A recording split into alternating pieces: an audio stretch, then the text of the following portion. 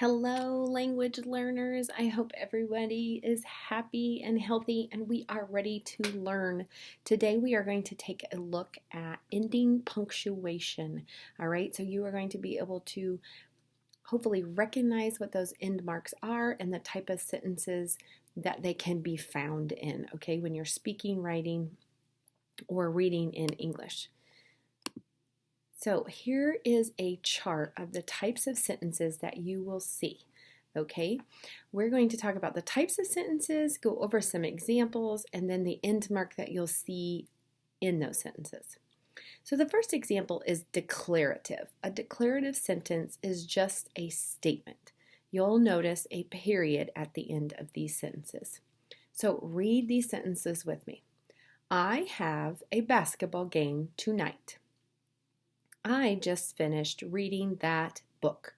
So they're not telling us anything, telling us to do anything. They're not asking us a question. They're just simply making a statement. I have a basketball game tonight. So we would use a period. The second type of sentence is interrogative, and you will see a question mark at the end of these sentences. So read these examples with me. Will you come to my game? Have you ever read this book? Now, the cool thing about sentences that have questions at the end, if someone is asking you a question, they usually want you to answer it. So it's polite to answer the question. Will you come to my game? Yes, I will come to your game. No, I don't think I'll make it to your game.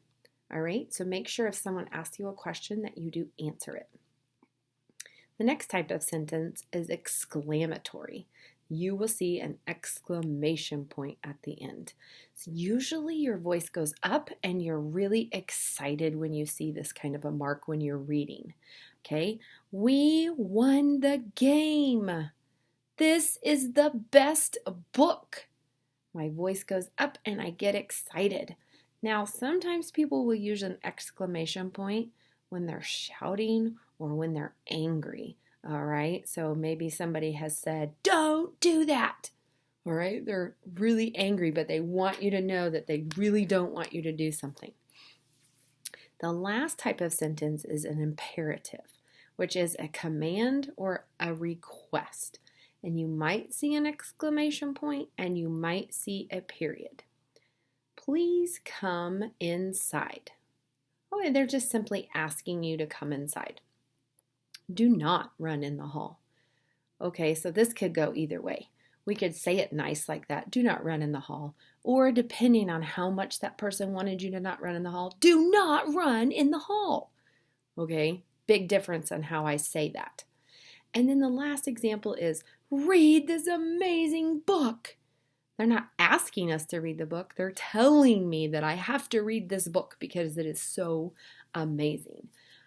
So that's a quick look at the types of sentences and the end marks that you're going to see in those sentences. We're going to do a quick practice using those types of sentences.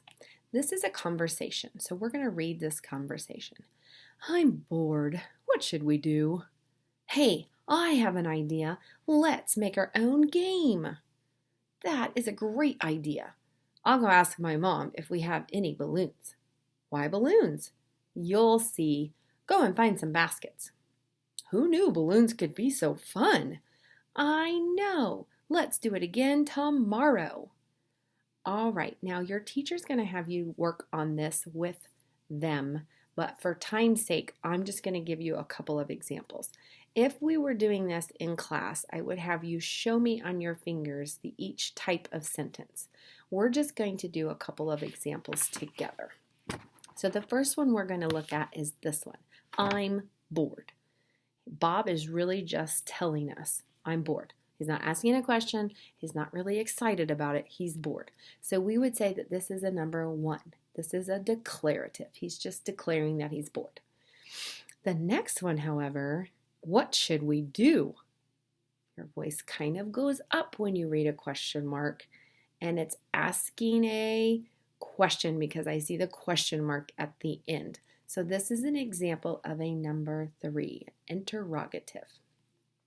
Then Sue responds because she has this really good idea. I have an idea. She's really excited, so we would say two, exclamatory. She's really excited about it.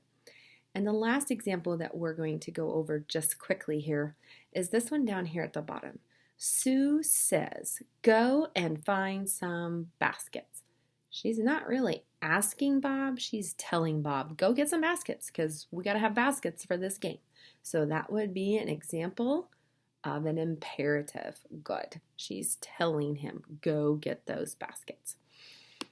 Now your teacher is going to keep practicing that with you. And the last thing that you can do with your teacher is watch this video on the types of sentences, because I like to sing, and singing is the best way to learn ideas, new ideas, and get them in your brain longer. So the last thing you can do is check out that activity guide for more ways that you can practice those types of sentences. Bye.